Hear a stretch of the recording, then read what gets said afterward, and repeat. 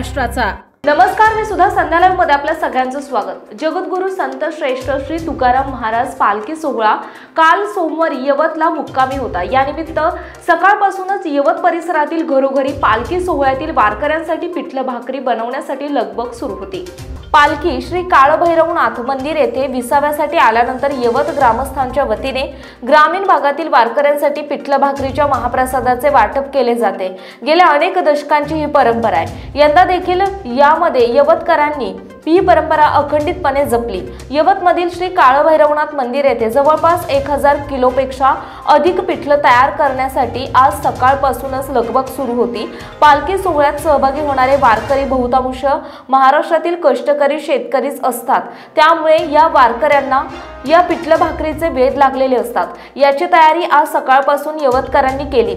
याच ठिकाणी यवत ग्रामस्थांच्या वतीने वारकऱ्यांना पिठलं भाकरीच्या महाप्रसादाचे वाटप केलं जातं। यवत येथील प्रसिद्ध पिठलं भाकरीचा आस्वाद घेण्यासाठी पोलीस प्रशासन, सरकारी अधिकारी आणि कर्मचारी यांच्यासह नागरिकांमध्ये आतुरता असते।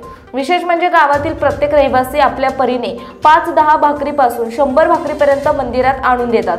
तर श्री काळभैरवनाथ देवस्थान ट्रस्ट आणि समस्त ग्रामस्थ मंडळ यांच्या वतीने मंदिर परिसरात 300 किलो पिठाच्या भाकरी बनवण्यात येत असतात। गावातील प्रत्येक नागरिकांच्या घरी देखील भाकरी बनवून पालखी येण्यापूर्वी मंदिरात देण्यात येतात। याला अनेक वर्षांची परंपरा आहे।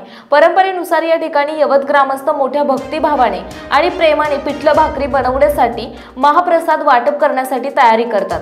संध्या लाईव्हसाठी प्रतिनिधी संदीप भालेराव, यवत। ताज्या आणि महत्त्वपूर्ण बातम्या पाहण्यासाठी आजच आमच्या संध्या लाईव्ह न्यूज चॅनलला YouTube वर सबस्क्राइब करा आणि बेल आयकॉन